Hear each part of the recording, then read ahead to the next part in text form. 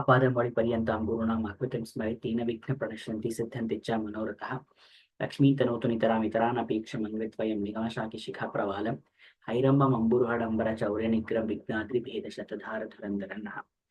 Welcome to the Bhāvārtha session for the 36th shloka. So in the 35th shloka, we have seen how it is kadachid atma na mriyata na mritaha na jayate na kshiyate na api vivardhate anavaha nirasta sarva atishayah sukhatmakah swayam prabhah sarvagatah ayam advayah. The nature of Brahma is given. Next, it says, Evo vidhe jnanamaye sukhatmake katham bhavo dukkhamayah pratiyate ajnanatodhyasavashat prakashate jnane viliyeta virodhatah kshanat.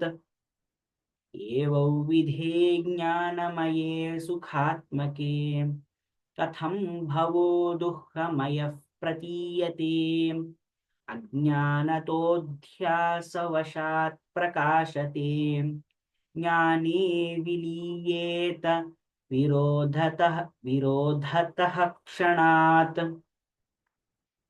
So, evo vidhe, that is in the self.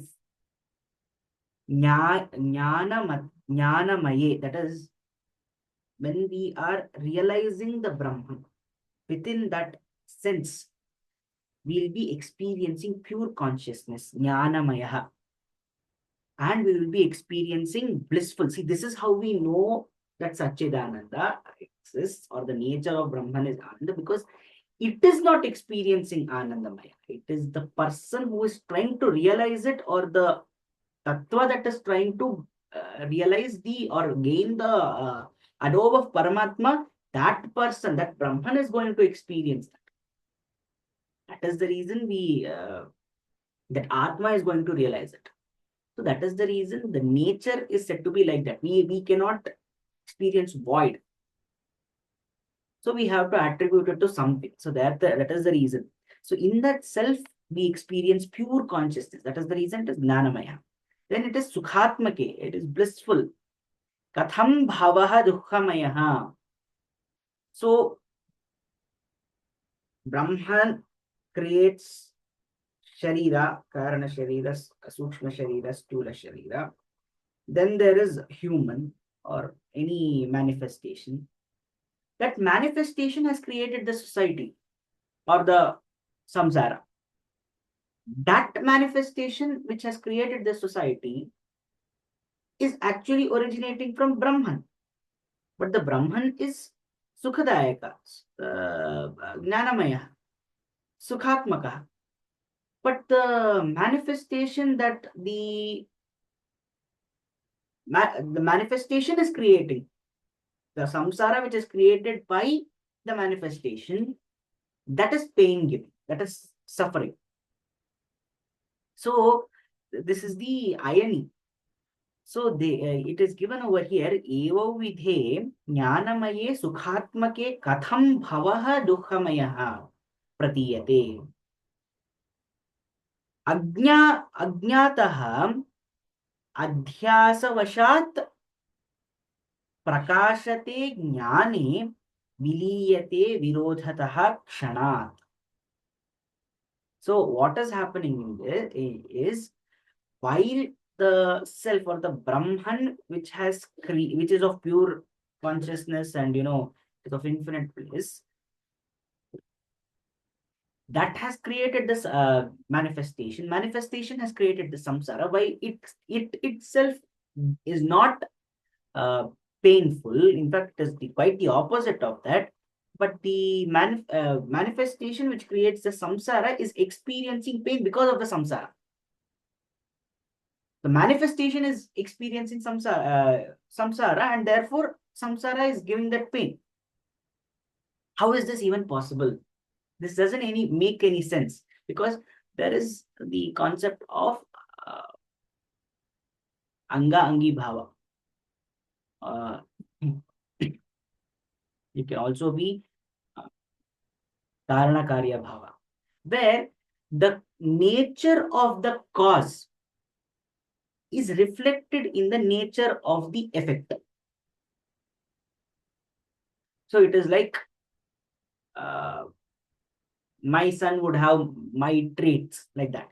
So if karana has certain traits, karya will also have certain traits, which is similar. Might not be 100% same, but it will have. So in that sense, when the origin is that of Brahman, Brahman is creating the world has created samsara. How is it possible that when Brahman is transferring sukhatmaka bhava, from the manifestation to samsara, it is actually becoming painful? How is that even possible? The reason why we feel that way is because of misapprehension or non-apprehension or adhyaropa, adhyasavashat, superimposition. In this we have already discussed how misapprehension, it is because of that misapprehension that our self lives in the samsara, not in itself. We experience pain. There is a story also. I think I might have recounted the story of Lord Venkateshwara descending to earth. So at that point of time, Bakula Devi, who is another incarnation of Yashoda,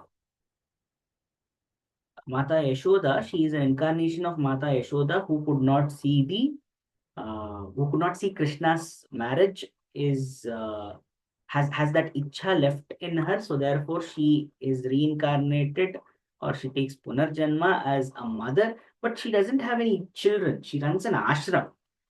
But when Srinivasa descends to this creation, she gets that abhasa that she is a mother and that her son has separated from her. She starts feeling that pain.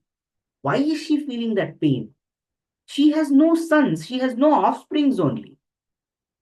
Why is she feeling that pain then?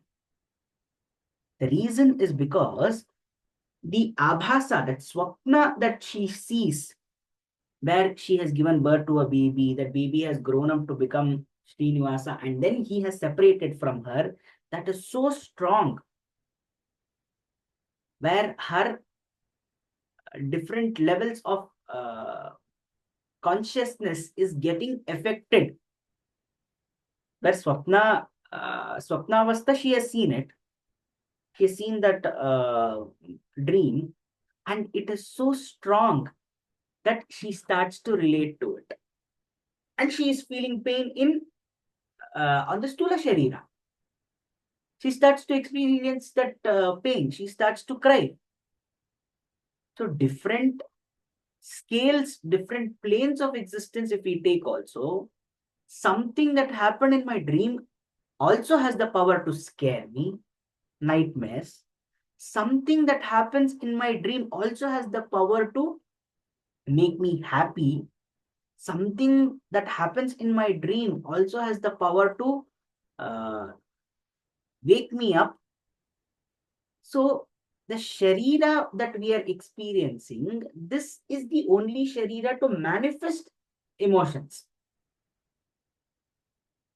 Therefore, this is an instrument. But are those feelings true? Are those feelings actually felt by the self itself? No, it doesn't. It is not felt by the self itself. Because if that is the case, then what happens whenever we are conscious? So whatever happens now must also affect that plane of existence. Transferability will be there. But it doesn't happen like that. It is actually evolution towards manifestation. So regression must only happen through self-willingness. So that has to be understood by this separation. We need to first understand, why do we feel that? Why are we feeling this pain? Because of this adhyasa, that I am bound by samsara, or that there is an expectation from the samsara towards me. And if I don't do that, what is expected of me, then it starts to hurt me. So this particular notion that the samsara's expectation, I am bound by that, that has to be given up. So that we understand it in a more practical sense as well, that we should not worry about who thinks what. So in a very spiritual, this will be at a spiritual, the same principle, but it will be applied at a spiritual level. So that ajnana, that we are bound by such manifestations, can only be given up when we understand that this adhyasa vashat, we are feeling that particular pain. Otherwise, it is not there. See, something becomes my problem only when I make it my problem. Otherwise, there is a lot of things that goes on. There is poverty. I don't cry for poverty every day. There is death every second. I don't cry for death because somebody dies every day, every second. Why do I feel pain? Because of that particular attachment that I myself have created in this particular world. That's samsara. So the pain is only my doing. So Kaivalya Upanishad says properly that mayeva sakalam jataha. Within me only everything is manifesting. The reason why I'm feeling pain is because I am the initiator of it. I am the one who has brought in that pain. So here they are saying that adhyasa vashat we are feeling that. Otherwise, what is the nature of self? It is Swayam Prabha. And this particular, when we realize it, that is when we get the true jnana, when we understand this, then what happens? That duality, that is duality as in the sukhatmaka tattva giving rise to a dukhatmaka tattva, that duality vanishes. That virodha abhasa, it vanishes instantaneously. That is what they are saying in this shloka. स्वस्ति प्रजाभ्यः प्रतिपालयन्तां न्यायेन मार्गेण महिषा गोब्राह्मणेभ्यो शुभमस्तु नित्यं लोकाः समस्ताः सुखिनो भवन्तु कायेन वाचा मनसेन्द्रियैर्वा बुद्ध्यात्मना वा प्रकृते स्वभावात् करोमि यद्यत् सकलं परस्मै नारायणाय समर्पयामि।